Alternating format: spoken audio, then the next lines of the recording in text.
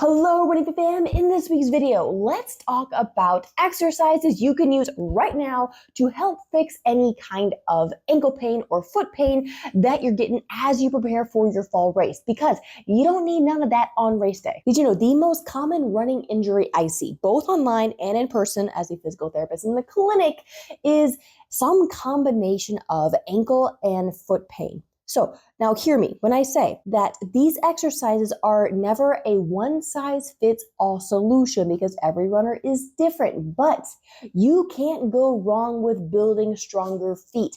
And this is why we're gonna hop into this week's exercises right now. Let's start with the most basic and the most runner-like calf exercise that also works your ankle and your foot muscles, a single leg calf raise. However, we need to talk about how we do it wrong.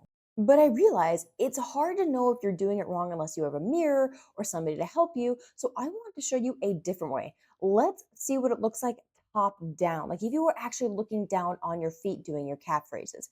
Now, we're starting on my left foot. I want you to see how much my left heel is wiggling side to side and how my foot is shaking really hard. It's actually starting to cave in a little bit compared to what my right side looks like. And you see how that heel is much more straight, the foot is strong. These are some things to look for when you are doing your calf raises.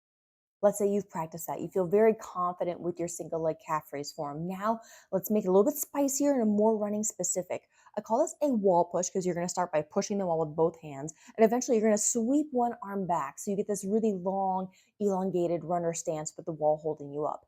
In this position, you can choose to do single leg calf raises with both hands on the wall. But if you want even more of a foot challenge that almost challenges the rotational strength component of your foot and your calf, you pull one arm away. You get into that running position and you do your calf raises here. If you pay attention, I actually struggle really hard doing this on my left side. I feel so much more confident on my right side. And that is because this requires a lot of core integration. Your ankle, your glute, and your core have to coordinate all together in order to tackle that single leg calf raise in this position. This is the final evolution. This is the one for the runners who like it spicy. Same running position, but now that arm that sweeps back, that's the one that's holding a weight. Be sure not to fall over. Keep good form with your calf raise. Remember, it doesn't matter how heavy you go if you don't have good form. Here's a little optional prep work. My brain and my foot muscles have a hard time remembering this neuromotor control, this muscle-mind connection. So I have to start these foot exercises by just lifting my big toe. And sometimes I have to give my feet a little bit of assistance. I have to actually hold down my other four toes to help encourage just my big toe to lift while I keep the other toes relaxed. And here's why. With this exercise, you're going to loop one band just around the big toe, and by keeping the other toes relaxed, you're going to only press down that large toe against the band. This can be a hard exercise to mentally wrap around your brain. So take your time, switch sides, continue to hold down the other toes if you need to successfully do this, and also try standing. Sometimes weight bearing or sitting, standing in different positions can help give our feet and toes different information to help us be more successful with this exercise. You made it to the end, the last exercise. Again, we're gonna keep working on lifting just the big toe and putting it back down. And this time we have a ball that's resting between the big toes. Yes, it's kind of resting on my big toes. This is a lacrosse ball. You might want something lighter, like a ping pong ball, or if you have cat toys, cat toy yarn balls work really well too. But we're trying to not let the ball push the toes in. Instead, we are trying to forcefully push our toes out against the ball and lift only those big toes together. Really briefly, we are focusing so much on big toe strength because all of your body weight travels over this big toe joint. And it is the last part of your body to leave the ground, in addition to it propelling you forward.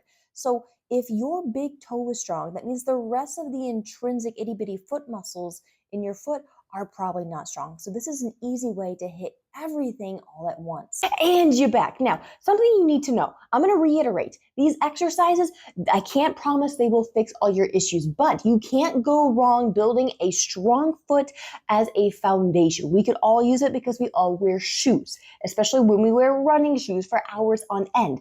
Our feet are kind of encased. And sure, they still move naturally, but we hardly ever spend time deliberately strengthening our foot muscles. So we can't just assume that by spending hours on them, slamming them into the ground, that they're going to get stronger in every single direction. So that's why these foot exercises are a fantastic place to start. Let's say you try these exercises and you enjoy them, but you want something even more personalized for you. You want your own foot strengthening program, essentially. I have just created running rescue calls. I'm going to leave my website down below in the description box, but this is a way that we can work together one-on-one to dive deeper into the root issue of any running injury you have, and then together we create a list of exercises that fits your life. So if you want some one-on-one help, you know where to go. So since you made it this far into the video, you know what you have to do now. I need you to subscribe so we can hang out and do this more often. And until next time, Running Fit Fam, you're going to train differently.